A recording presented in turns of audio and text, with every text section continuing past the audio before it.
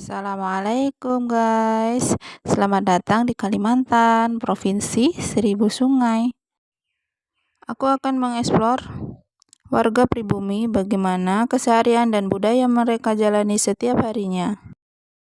Terjaganya lingkungan desa Melembah memberikan berkah tersendiri bagi masyarakat setempat.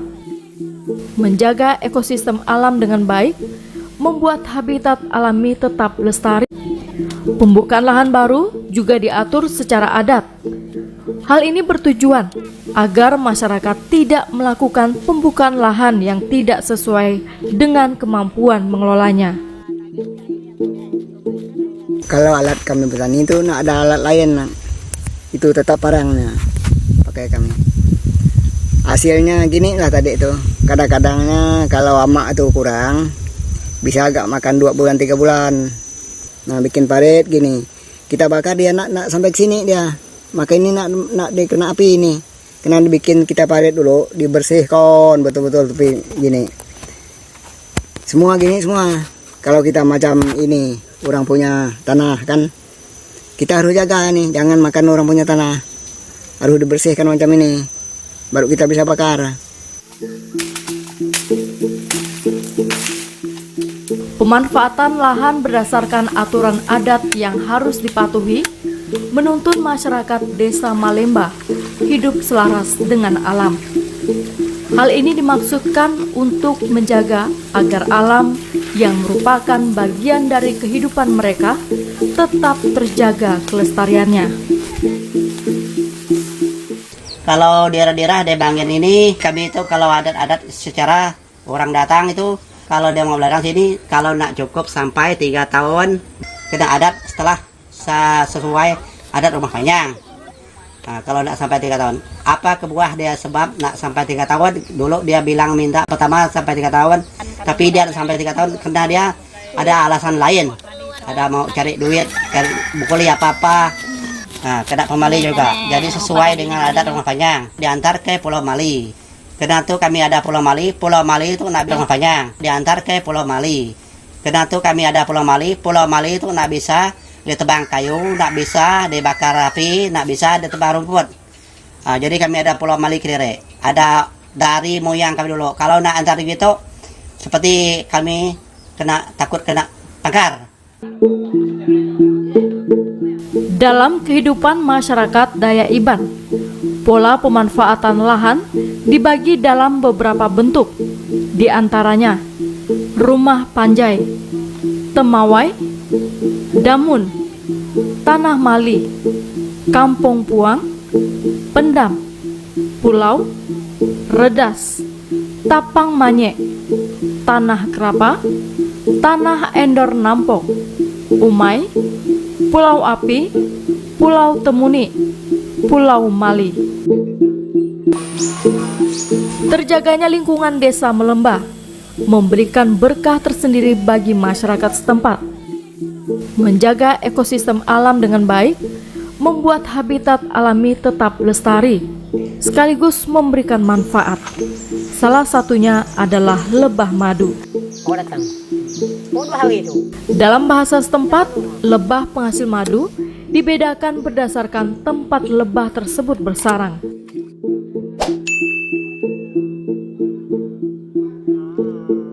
Lalau adalah lebah yang bersarang secara alami pada pohon besar.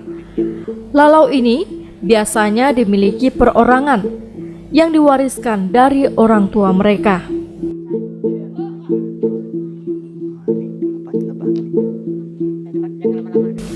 Sedangkan tikung adalah sarang lebah buatan. Kepemilikan tikung perseorangan bisa mencapai 30 hingga 50 tikung. Meski tidak dibatasi, namun kepemilikan tikung diatur berdasarkan kesanggupan merawat dan memanennya. Untuk panen pertama tikung yang baru harus dilakukan secara bersama-sama. Masyarakat setempat biasanya menjual hasil madu dari lalau dan tikung kepada pembeli yang datang atau kepada masyarakat sekitar.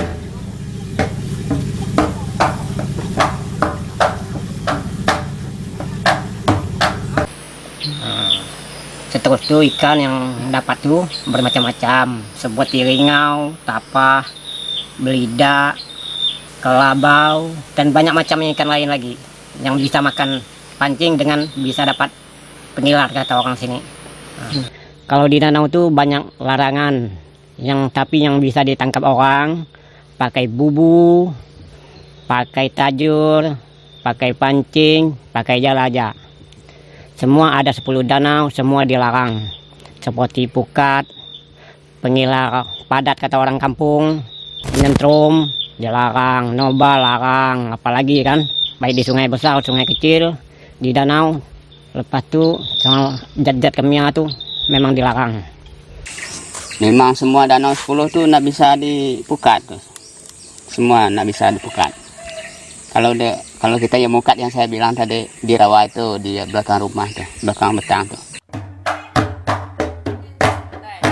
Selain menangkap ikan dari danau dan sungai, masyarakat juga membudidayakan ikan dengan cara keramba.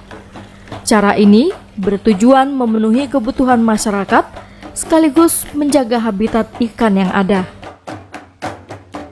Tidak hanya membatasi alat tangkap, adat di Desa Melembah juga mengatur jenis ikan yang tidak boleh ditangkap, seperti ikan arwana yang merupakan ikan endemik dan mulai langka. Kalau kerambak nih biasa memang dipelihara, bibitnya memang mencari sendiri. Di danau masih ada bibit seperti toman, itulah toman yang biasa. Semua di sini masuk ada semua, dikit-dikit lah yang ada kerambak. Seperti toman yang di kerambak, biasa jelawat, dan ringau belida, tapah lah yang di kerambak. Memelihara ikan di dalam keramba tidak bisa dilakukan hanya berdasarkan keinginan perseorangan. Namun ada aturan tertentu yang mengatur jumlah bibit dan jenis ikan yang boleh dibudidayakan. Kalau kerambak itu kita bikin sendiri. Nah, bibitnya kita ambil dari danau. Yang nggak bisa lebih dari 1 orang, nggak lebih dari 2.000 atau 1.000. Paling yang minimal paling bawah 500, kata 1.000 atau 2.000. Kalau lebih dari itu nggak bisa ambil lagi. Udah besar tuh dijual, ambil dikit bisa. Nah, takut umpannya nggak ada, dia nanti makan diri sendiri, habisnya itu mati nanti. Cuma juga nggak ada hasilnya. Orang yang berkunjung, wisatawan pun senang juga peraturan begini. Memang dia ada hukum kalau ada melanggar peraturan yang diadat. Memang ada undang-undang sini. Bukan hanya untuk ngomong, memang sudah ada bukti, tanda bukti pembukuan. Saja memang tidak bisa dilanggar. Kalau kita misalnya, ini bubu ini udah dipasang macam ini. Nah, besok pasang air. Nah, dia terus pakai sepit ke danau. Tempat bubu pasang bubu tadi, nah, dia 3 tahun tidak bisa ke danau. Di danau Belaram. Itu. Hukum di kampung ini bukan luar, apalagi kalau orang luar. Kalau orang luar dia tahu itu, dia tahu ke danau buat keluar, dia bawa jala, bawa apa, cari nak tuman. Kalau ditahu masyarakat, semua barang disita, sampai sepit disita, sampai jala, sampan, sita semua, dia suruh berenang pulang. Jadi memang udah peraturan masyarakat sini, tapi walaupun gitu pun nggak ada susah-susah juga cari makan. Untuk cari makan memang nggak susah, memang peraturan memang gitu.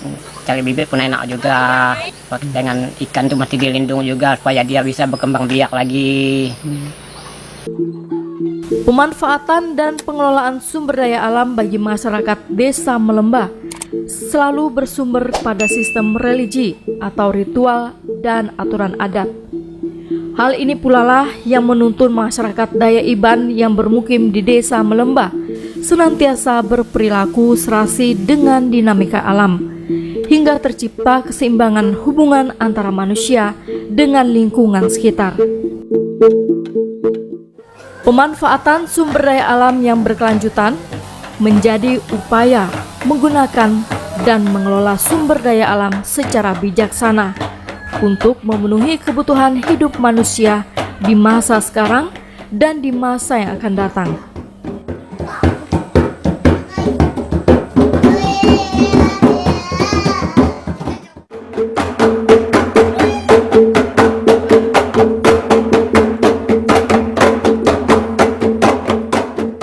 Dengan merawat, menghargai, dan menjaga alam, mereka mengerti alam itu hidup dan memiliki roh.